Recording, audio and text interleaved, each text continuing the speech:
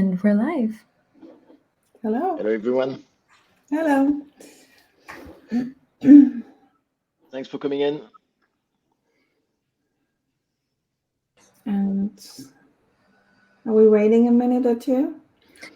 Yeah, we'll just wait a little minute. How about if you're just joining, let us know where you're coming in from. And you can start, if you have any questions, to put them down in the question bar on the app. Very happy to have you all. And maybe if you're not in a German, well, if you're from Germany, maybe you can add your city or closest city that's close by. And then if you're not from Germany, maybe you can just mention your country. That would be interesting.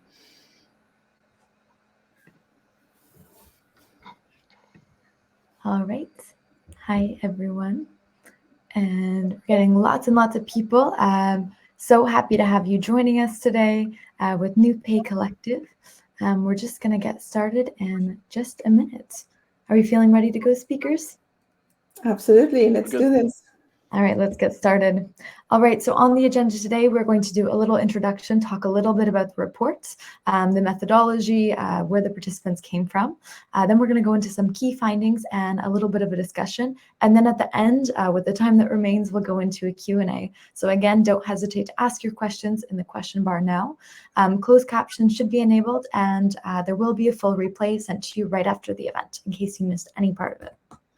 So our speakers today are Sarah and Virgil. Sarah, I'll give you a minute to introduce yourself. Yeah, perfect. Thanks. My name is Sarah Maximilian. I'm German, but not based in Germany anymore. However, I live in Sweden and work from here for more than 10 years. But Germany and Europe is pretty much my work field. So I've been working with Comp and Ben for 15 years almost. So I've been married to this topic, I used to say. And for the last 3 years, I'm working with the New Pay Collective, a very German-based network where we try to really design and do research on modern and agile compensation models. Yes, that's the 1 minute, I guess, from my side. Perfect. And Virgil, can you keep it to a minute? I will try to stick to a minute. So I'm Virgil. I'm the CEO and co-founder of Figures. Prior to founding Figures, actually, I started my career in compensation and benefits, I think now close to 14 years ago. And I did like 11 years in HR before creating Figures that I created because I was tired of, as a HR director of a startup, of not having reliable compensation market data. So not knowing what was the best pay for a software engineer in Paris or data analyst and so on. So this was a bit over 2 years ago. And now Figures today is 1,200 companies who are using Figures to help them design their compensation policy. And one thing to actually lead with the topic of today, one thing we've always done, we've created a platform as Figures that's very standard for across all of Europe, right? We have clients all over Europe because compensation when it comes to cash and so on is fairly standard. You have a base salary, you have variable pay and so on.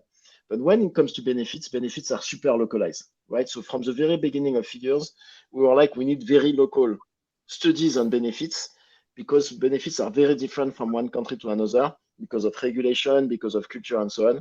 So we've created a benefits survey in France. We've partnered with Ben in the UK. We have a benefits survey that we launched in the Netherlands. And we have the first version of our benefits survey that we launched along with Sarah and New Pay Collective in Germany because we want to partner with local experts on this topic, which is the topic of today. So I'm very happy to be here. And maybe if I can just take 10 seconds to that. I worked with, in over 2 years in the previous company I worked for, an international tech organization. We try to understand the benefits across 20 locations that we had. It was quite a Sherlock Holmes moment for me, trying to figure out what is going on in which country. So I really understand that this is complex if you go from one country to another. However, we will look at Germany today, probably a very different story than Netherlands or the UK or France. Great, perfect introduction. We'll get into the report then. I'm just going to launch a poll and I want to know if you're watching this, have you read through the report already? If not, we're also going to be sharing the link here. So it's not too late to give it a read, but that will help to guide a little bit of our discussion to understand if you've read through it, if you've seen it or not, and how in detail you know it. And as those go through, we'll move on to the next slide. Sarah, I'll let you take over and explain a little bit about our methodology and the background of our participants. Perfect, thank you. Yes, so we started the report in October, and then from end of November till after Christmas in December, we had an open survey where we just invited everyone, mainly from the tech, digital background, tech industry in Germany, to participate, both companies who have, their headquarters in Germany, but also companies who have just an office in Germany and then focusing on the staff on site. What we had so far, 125 companies, more than 50% of them in the tech area, but I would say there's a lot of hybrids, right? You would have retail paired with tech, or you would have, I don't know, banking paired with tech. This is our new normal today, so everything is a little bit tech, but we had at least 50% considering themselves pure tech companies. And then we had more than 70% in bigger cities, so this would be Berlin, Hamburg, Munich, Düsseldorf, some of the million cities that we had in Germany. And the majority of the companies would be rather small, so up to 100 employees. I say rather small, it's not really that small, but we have kind of tried to cluster them. We were very keen to understand what usually, it was a big trend in the past to kind of look into the startup scene and say, what is it that they do? So we wanted to kind of look into that, because they always come with very fresh and new ideas. And so we were looking into the benefit side of it as well.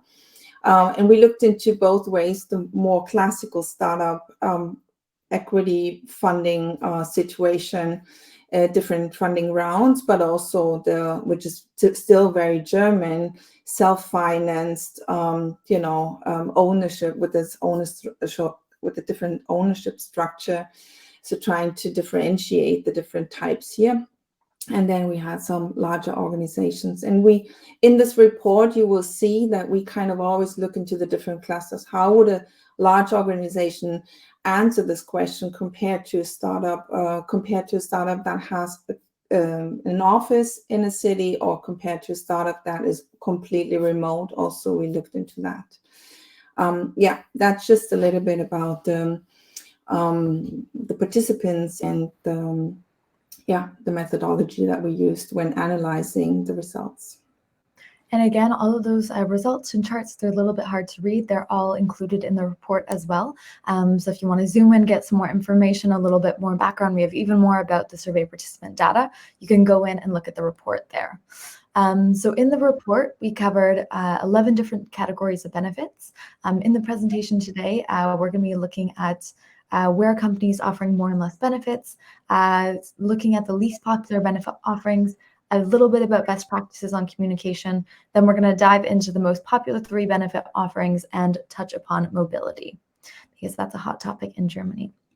And maybe can I add why 11 different categories? So if you look at benefit as a classical term, this is often understood as, the company car, and then, I don't know, pension plans and so on. We have kind of taken an extra effort to look into a wider definition of the word benefit, as it seems an advantage to the employees.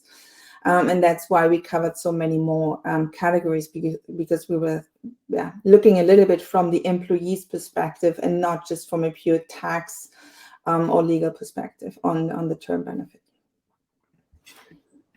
Great. And moving on to overall benefit trends. So we found a few different trends in the report. Sarah, I'll let you break down maybe a little bit about what you think this means and where do you think this comes from? I mean, we need to keep in mind that we have a lot of smaller company in big cities, right? Maybe attracting also a lot of younger talent. So I think that is one reflection that we see here. Overall, we have the big areas of personal development, health and well-being. It's also very popular in the news. It's something that people are really looking into. But it's also because pension is quite, there's an, how do you say that then? In Germany, there's a lot of insurances that people take on privately, and then pension would be one of them. So for companies, it's quite an investment. It's quite an administrative effort to kind of offer pension plans as such. So what they often do is they look into other ways to help fairly young staff here to develop within the role for a short period of time. So instead of looking into the far-fetched future, what happens when you're retired, now you're 25, and then in 40 years or so, we rather look into the here and now, and what can we do for you today that will help you elevate your skills and personal growth, all of that. And well-being is, again, we see this, we live in a phase of crisis, one after the other, pandemic, Ukraine war, and so on, inflation, whatnot. So I think there's a constant stress level, plus you're in a startup environment, high pace, high growth environment. So people take this very seriously, health and well-being, also because, yeah. No, sorry to interrupt, Sarah. I was curious to ask you what do you think, like, of the topic of, maybe we're gonna get to there, right? But of mental health, and of your, like, the topic of mental health apparently in the current environment, and pretty much since COVID and the pandemic hit, whether or not you've seen that as a hot topic that like companies overall and maybe even startup, because as you said, they're growing fast, is a topic that you've seen more and more prevalent. Mm-hmm. I mean, from our participants, right? And I'm just reflecting the results here from those. Among the startups or the smaller companies, how mental health was not a big thing yet, right? But this is something that they also said they would like to invest more into the category of health and well-being, and then mental health could be one aspect of that. I think it's more bigger organizations who have the infrastructure to kind of facilitate, like have access to either these platforms where you can get coaching advice or can have like a one-on-one with the or join a mental health program, something like that. But it's for the smaller organizations, it's not yet here to not really offered yet. Yeah, I see that. Interesting. So I will a lot rely on Sarah for the German expertise, right? I think we have more of a view for what we've seen in other countries.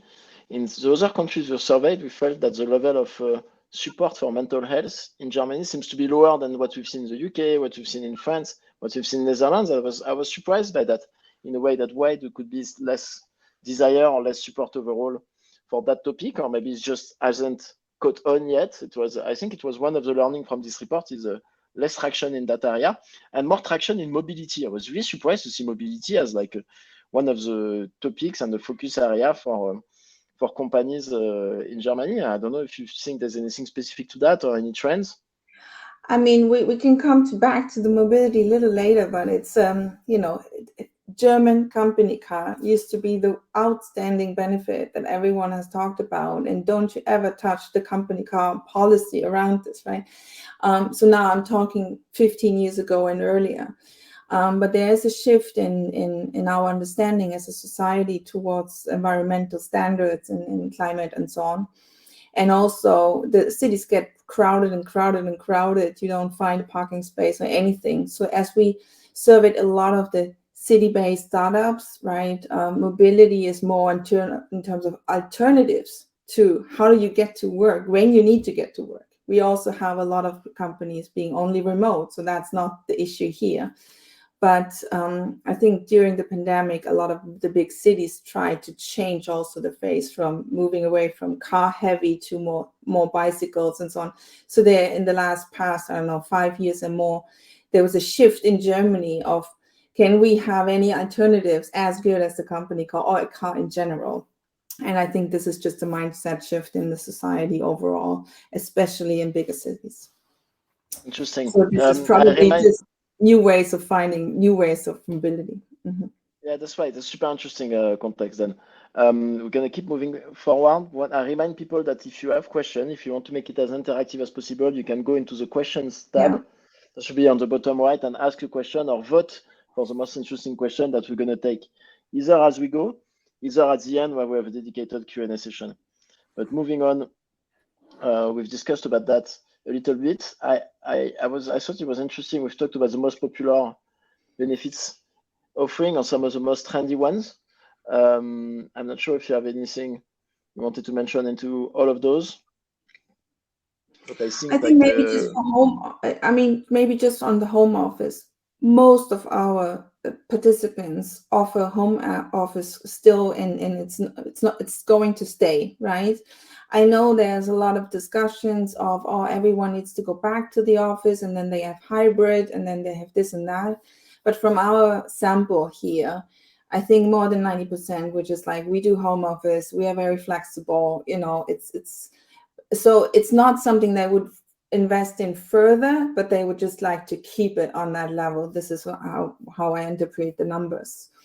So yes, on the yeah, we have a session on that on home office and remote work just afterwards. I think it backs what you're gonna say there. That I think a lot of people flexibility is a new key, right? And a lot of companies are sticking to that. And I think it becomes a new normal, which is one of the reasons, one of the least popular benefit offering is now workplace and equipment. It's a lot less trendy to offer a nice workplace on this area when most people are now trending towards not being full-time at the office or not being at the office at all, even in a way. And I think it's less about, you know, having this young population who wants to work from anywhere, like meaning travel to Bali or whatever. I think it's much more, the cities are crowded and the cities are packed. You don't even get to inside it takes 1.5 hours sometimes for people to move. So I think home office gives you the freedom to rent where the rent is still affordable, go a little bit outside the urban city. We see that trend in Germany anyways, people moving out of cities, trying to find affordable living areas. So I think this home office is quite a need, and it's not just a nice to have. And if you want to have people working for, good talents working for you, probably need to be flexible on the policies here.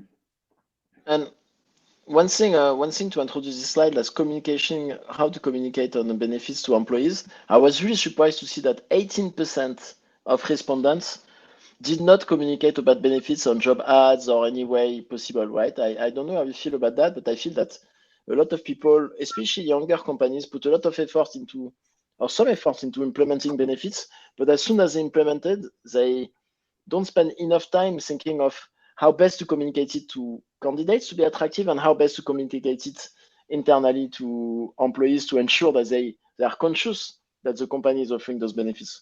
I don't know what you think about that. I mean, I have mixed feelings about the advertising of benefits as such, because you see a lot of job ads having, I don't know, half a page of benefits. And then they talk about all of these fluffy benefits that don't really have a meaning to employees. I think the 18, so we had 80% saying we advertise benefits in our job announcement. Fine. But I think the ones who did not, maybe they don't even have a good process whatsoever about job advertising. So this is just my interpretation of it, because we actually see more of an overload of benefits being populated, and you wonder, okay, it's the German mentality is more like, what are you hiding if you try to sugarcoat everything, But I would say communication is important, but then really pick out the ones that are, instead of saying the fruit basket might not have a place in the job ad, but this is what is happening now. The fruit basket, the kicker table, right, to play football and so on. This is not invite them to the office and they see what is out there and they see the environment, they see how it's equipped. Rather say, how do you value, I don't know, something about flexibility at work, family-friendly office policies, something like this, something that people might not see first sight when they come to the office. This is something that I would rather enhance in a job job description or job advertising. Super interesting. So stick to the most important one. Don't over communicate. It might backfire as people thinking you're trying to hide something. Pick to the most important one, the one that has the more meaning. Talk about those, right? And toward employees, when it comes to communication, have you seen any companies that does anything interesting, and how they communicate benefits to employees, like on a regular basis or stuff like that? I think this is the big problem that most companies have. Every time I talk to German, or it's not just a German issue, right? I see this in the Nordics here in Sweden and Denmark also. It's like, yeah, people don't really know. It's usually you got informed once you're hired, and eventually your manager comes up with the topic, right? But other than that, they always try to dig into, okay, what do we do in terms of, I don't know, can I get any payments for my train tickets back refunded? Or can I, this is usually where there's no centralized communication or even like a platform, intranet or whatever, where they can find all of this information. So it's heavy administration. I know this from my own, roles back then to keep this up to date. But yeah, that's why I'm just saying, bring people together and let them request benefits, because they are the ones who benefit from it. So they should kind of come up with the ideas that what is it they need in order to be successful in their job. Maybe it is being more flexible in terms of work, or maybe it's just to get support in, commuting to work. And then let them also find ways how this can be communicated in the best way. I think this should not be an HR-driven policy that ends up in being, super complex. And so it can be fun, it can be inclusive, it can be collaborative when you include people in your teams from all different types of areas in your organization. Let's move on. So we discussed a bit about mobility. Maybe you want to put something, discuss some more, but I think we've discussed about the transition. You talked about the historical company car to more sustainable ways of mobility being offered with more and more bicycles, and to be honest, more and more bicycles and sustainable way of transportation, e-scooters and so on. What's interesting in there, I mean, you just talked about that, is that once again, as a comparison to other countries, this is where I think Germany are clearly quite significantly ahead, like the German companies in terms of mobility benefits and like subsidizing or offering subsidies for like taking bicycles or electronic bikes, or offering electric bikes or on lease or so on. Way more advanced as a benefits sponsored by companies than anywhere else in the other countries we have surveyed. So that's clearly something that's obvious in terms of benefits, But I where can you tell see you Germany being easily far ahead.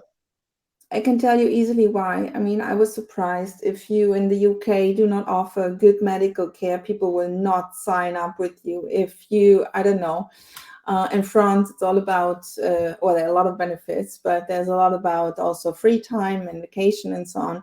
In the Netherlands, there's mandatory pension plans, right? Every country has their specific, and it starts with the social security system. So the German social security system on the medical care, outstanding, among the best in the world, right?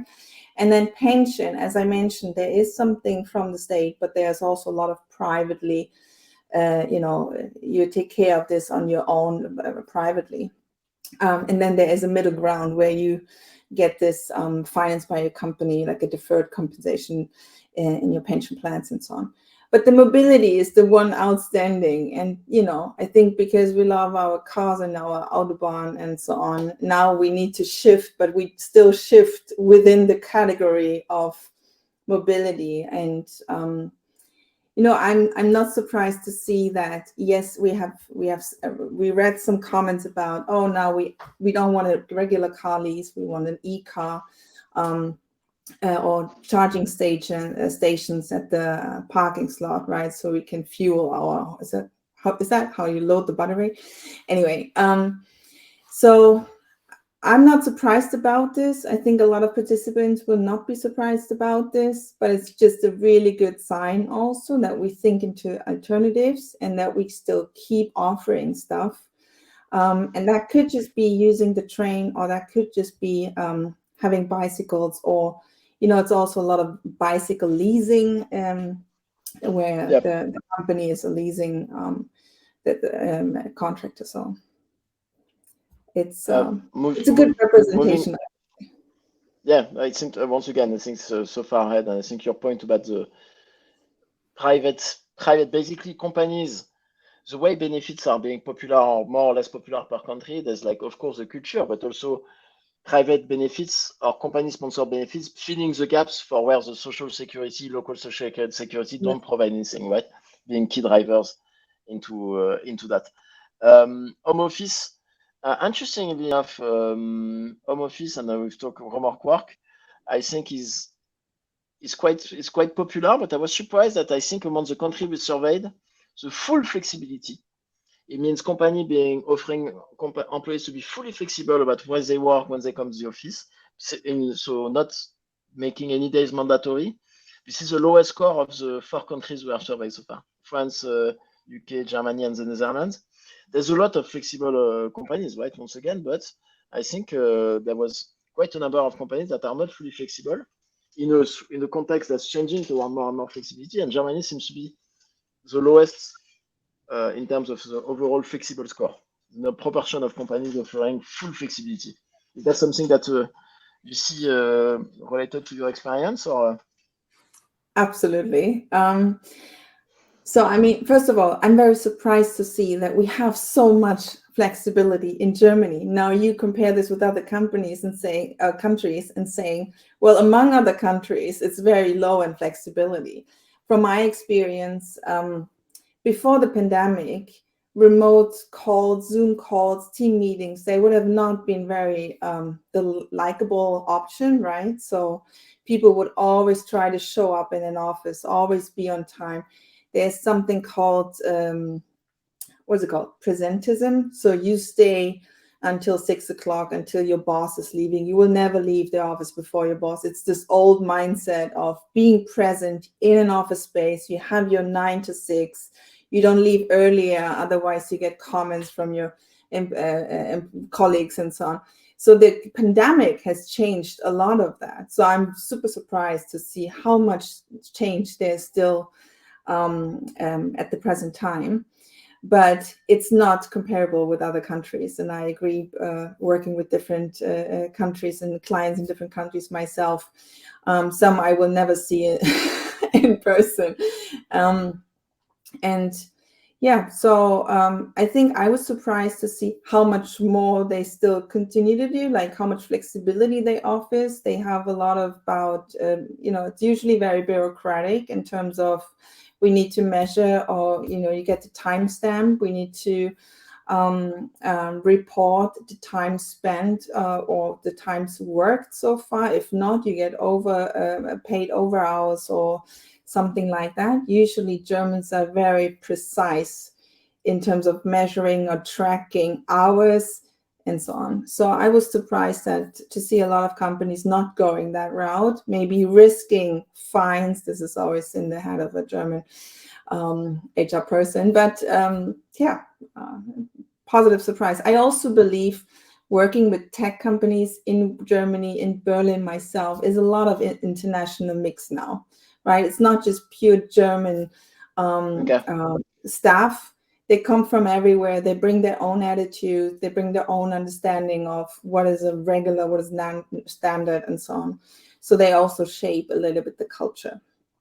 I wanted to add quickly on this one. It seems that when companies are fully flexible, they don't seem to discriminate too much on roles. They don't put too much rules because, on average, what we see here is that 89% of companies says whatever rules we have apply to everyone. So 9 out of 10. There's very few companies. That used to be the case when remote and flexible work was introduced, that it was only eligible for certain seniority level or certain roles were excluded and things like that. It seems that we are really talking toward more and more flexibility for more and more people. And one quick thing that I want to remind people, you can ask your question. We're going to get to the Q&A soon in the questions tab. And you can use the chat to share some best practices that you've seen also in your companies. Health and well-being. So a few key stats in that, like food coupons, subsidizing, like meals by the companies seems to be very, very not popular, which is once again a key difference from France, where it's highly popular on the number one benefits in terms of popularity. And it seems to be nearly mandatory for employers to be pushing towards subsidizing food. Maybe it's a cultural aspect once again. And then we have more statistic on sports, allowing sports during work time and sponsoring sport allowances or giving away sports allowances. which I thought was pretty damn interesting. What do you think of that? I mean, Any reaction?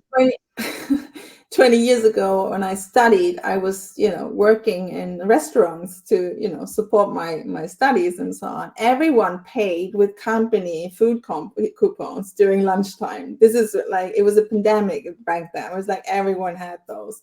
So that's why I was like, oh God, no one is using this anymore. Oh my God, this has been a long time. So I think it's just not something, it's a taxable benefit up to 50 euro, right? You can have all of these kind of vouchers, but still it's not as popular anymore. Maybe they use it for something else. Maybe it's just out of style, out of fashion. I would say the sponsorship for sport activities or sport, gym, everything that supports health, right?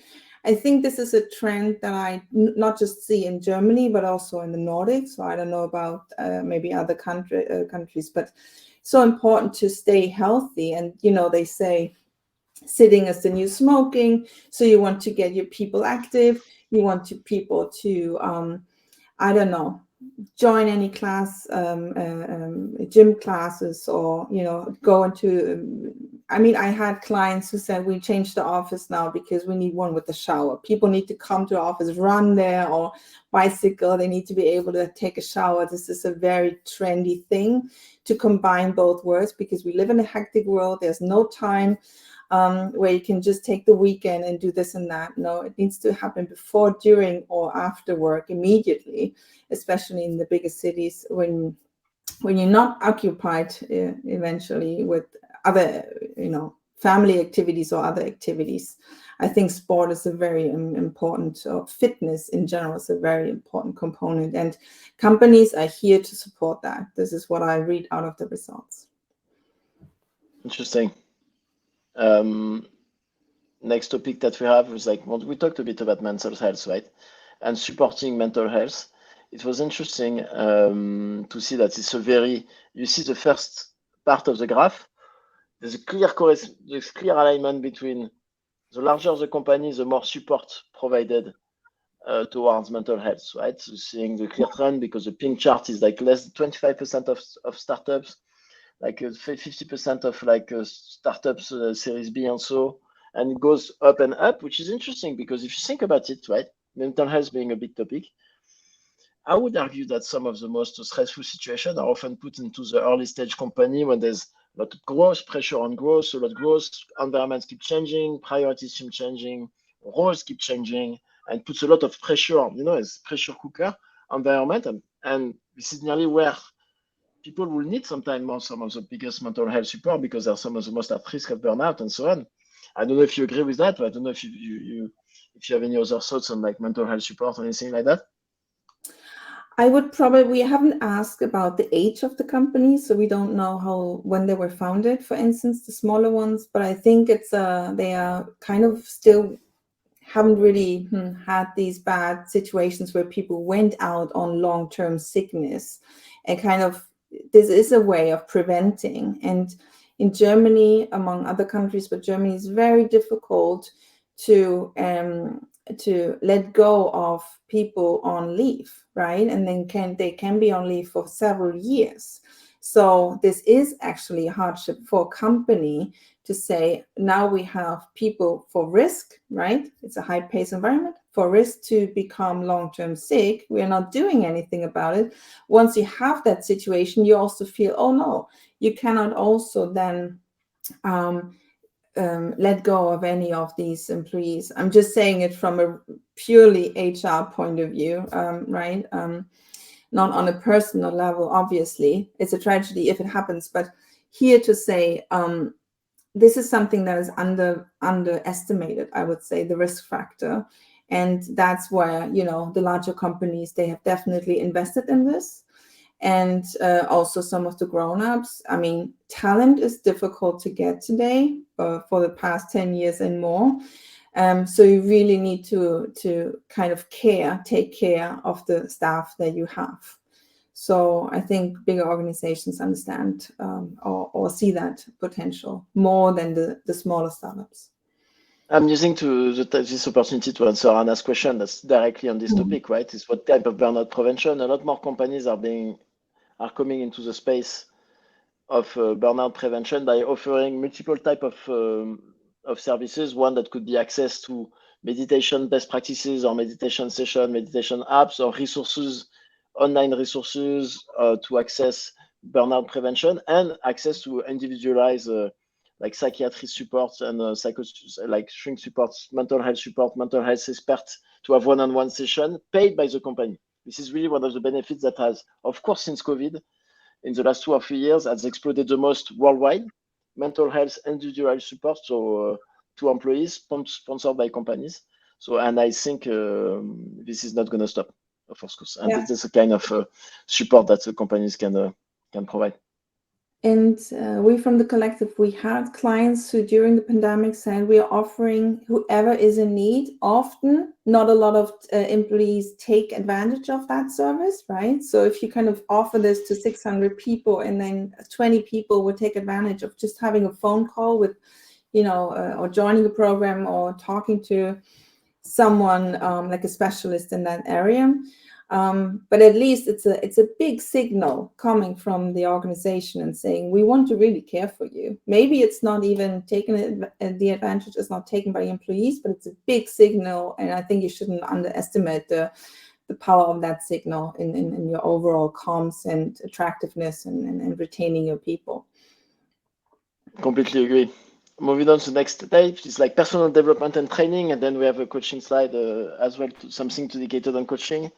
But that we have, I think, some of the interesting trends. The first one that shows that we have quite a number of less mature companies that said that they don't necessarily set in stone the training budget to start the year. So half of the company don't have a dedicated set in stone budget per employee overall. It's more like go as we, like a see as we go type of approach, which shows, I think, how early some of those companies are and that they don't feel mature enough to have a set training budget. And then self-learning opportunities, which is interesting, right? We had some stuff on that. Is like self-learning is giving access to people to like catalog, like Udemy, Coursera type of tooling and stuff like that, being quite prevalent in more than half company and in like more than 75% of large company. I don't know what you think about that, because personally, by experience, I've seen those benefits as being inefficient.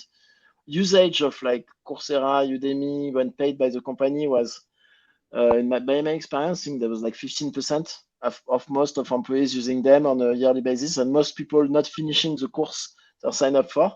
So I don't know if you see anything like that as things change. You see anything that any company working, having offer something that works in that space? Because for me, by experience, I've not seen a huge success in terms of self-learning opportunities, self-learning platform for companies. Mm-hmm. I mean, again, from my experience in this position, trying to kind of distribute budgets across different teams and always, okay, now a team member is moving from one team to another, the whole budget needs to move as well. I mean, it can be a nightmare. So I understand that, budgets are not even defined in the beginning. I don't think it's necessarily because of the age or the maturity of the company. It's just like not really know how to do that. Also, what kind of trainings should we support? What should we not support? So it's a lot of ad hoc decision based on the discussion between manager and employee. I think that's still very present across companies, both smaller and bigger organizations. And by bigger, I don't mean the corporates, right? But I mean with a couple of hundred, a few thousand people. So I would say there is some sort of restriction, but often budgets are also not really used fully after 1 year because people don't really know what is it that I should learn. Or if I should learn, let's say I take an Excel class or I don't know, presentation skills, one of the old school ones, right, that everyone knows, then where do I get this? So that's why I think the, Udemy, LinkedIn Learning, all of these self-learning platforms is actually advantage because people can then just find on-demand videos, whatever they need to do. So maybe it's not, at least this is an offering. So the HR or company, the HR team or the company, they don't need to come up with, I don't know, academies, campuses, or anything where you could find the appropriate training or upskilling moment that you're looking for. So at least I would say, again, it's a positive way of positioning. We want you self-organized in a self-organized way to decide for yourself what kind of training are you here to do, what do you want to explore, and then it should be a follow-up with the leaders and say, okay, we discussed your development area in XYZ. So now you had access to all of that. We discussed it's a good idea to do these classes. What have you learned, right? I think it's not just here you have a benefit, use it or not, but it's a little bit, how can we incorporate this in our work with leaders in personal growth, right? And one interesting thing I've seen in that space into other companies, I've seen a few companies doing something interesting into the learning space, around referral premium. When you refer someone to co-work for the company. Yeah. I've seen now I think, and it's tied to the two interesting things I've seen in that space. Companies being like, either you get a 2,000 euros if you refer someone that we hire, or you can choose to either get 2,000 euros or get 4,000 euros towards the training of your choice. So as an employee, if you refer someone, either you get 2,000 euros premium or 4,000 euros to spend on the training of your choice. Right? That I think was a nice way of pushing people towards self-development and so on. But also, I don't know, I think maybe it's a trend. We can learn everything by now on YouTube almost. I mean, now this is a very blunt and bold statement, right? But in the past, you really had to find facilities, institutes where you could learn stuff. Now, learning content is available widely. I think what you describe is very attractive for tech people overall, because usually they have quite expensive training needs, right? And they constantly want to learn about everything that's up and trending. So I would say this sounds like a very targeted benefit for a specific group. Whereas you have a lot of, I don't know, salespeople, for instance. I don't know if they would be so up for the learning opportunity. On average, tends to be the more tech people that are also willing to learn some of the latest tech trends and so on. Self-learning was also, by my experience, a lot more popular with tech people. Finish up with something on coaching, but we are limited in time because we'd want to get the question. We had one question, and feel free to ask more questions in the tab, right? Cathy asked, is there a benefit that's used by a particularly large number of employees? So I think it's quite a wide question. Like, do you think you hear a benefit that's specifically popular that a lot of people are using? I would say the bigger ones. Pension is something that I would say is still. I mean, pension is not just a benefit, right? If an employee wants you to take some of the gross salary and defer that into the pension plan, you are obliged to do it. So it's something like it's almost administrative. Bigger companies tend to do that much better than smaller companies. Also, we should understand work councils. We ask a little bit about that in the report. We're not going into detail, but if you have, I would say, 1,000 employees as a company, you probably guaranteed have a work council. And then it's not that smaller cannot have it. It's just they are not usually, people are usually not getting engaged in that topic. So, and then work council will also ask for a lot of additional benefits or maybe, changes for the better of the employees. So I would say a larger organization definitely better in pension in the classical domains, mobility, I don't know, but less probably in the flexibility. I would say that they allow less flexible working, flexible, vacation and all of that than smaller companies. So I would say that the smaller companies, they have high scores in the area of flexibility in working time and all of that. And then bigger organizations, more in that classical benefit business, I would say. Yep.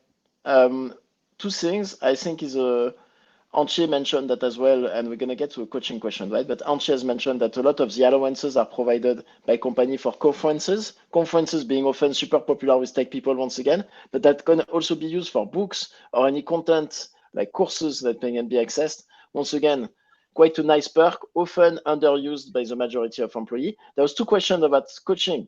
Katarina said this time, I'd like to learn about how coaching are used as a benefit. And Michael as well. It's like mentioned that he'd like to know how coaching is offered in startup. So I don't know if what we've seen more and more coaching. Coaching used to be reserved to the executive or very few people, part of the population.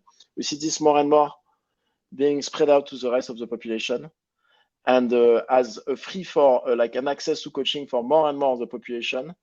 And I see that being trendy. I see more startups being like it's a default package. In fact, we encourage any newcomer to start the coaching opportunity, or any newcomer at like starting a certain level of seniority is encouraged to go look for coaching. More and more, in fact, more and more benefits being offered as like a coaching platform to be like, okay, empower individuals to look for their own coach. I don't know what you see in your space, in that space, Sarah, in their own coaching. I would still say it's still limited to a certain group. In organizations, also in startups, coaching was not a big benefit right now. I think it's, yes, we help, usually we help individuals to become strong, independent themselves, like professionals, right? And the more we can help, for instance, by offering coaching, the better for the company as well. But I think it's also, and this is what you mentioned with conferences, right?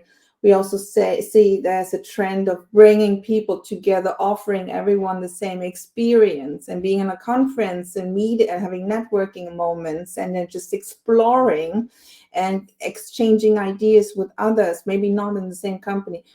All of that is also something that helps with personal growth and professional growth. So I think, yeah, I would say coaching is still more for a classical approach to personal growth. I think there are more alternatives to that, especially in the tech scene. To close out on an example for Ad Figures, because I've seen, as it interests many people, the coaching part. I've used that experience from other founders that have told me so, but we said that everyone we hire at head of level or above, has 2 to 4 hours of coaching per month included. And we say either you come with your own coach, someone you've worked in the past, either I'll help you or we'll help you find one that for you. I'm a huge believer in the benefits of coaching, especially for those roles. And this is something that has a huge success in attracting and I think talent, and in terms of happiness and retention of talent. So I highly encourage you to. It's also good at sanity checks, so you don't end up with leaders who just do whatever they think is good, right? I mean, it's kind of it helps also steering and moving into one direction as one company, and not as 100 individuals. And I think we went a bit overboard, sadly, because of me and my time management. So I apologize for that. We're 3 minutes over time. But remember that you can download the report for a lot. I mean, how many pages are in this report? A lot, right? I can't 60. remember, but It's too much. yeah. It's too much. No, enough. You can deep dive on any topic you want. You have a lot of stuff to benchmark your own benefits package. So I want to thank you, everyone, for coming in. And coming in and attending. Download the report if you want more information. Reach out to Sarah and the New Pay Collective as well. Reach out to us, Figures, if you're interested into our proposal. Thanks a lot for attending. Thanks a lot for your questions, comments, and have a great end of the week, everyone. Yes. Thank you, everyone, from my side as well. Please connect if you haven't already on LinkedIn and all the networks you know.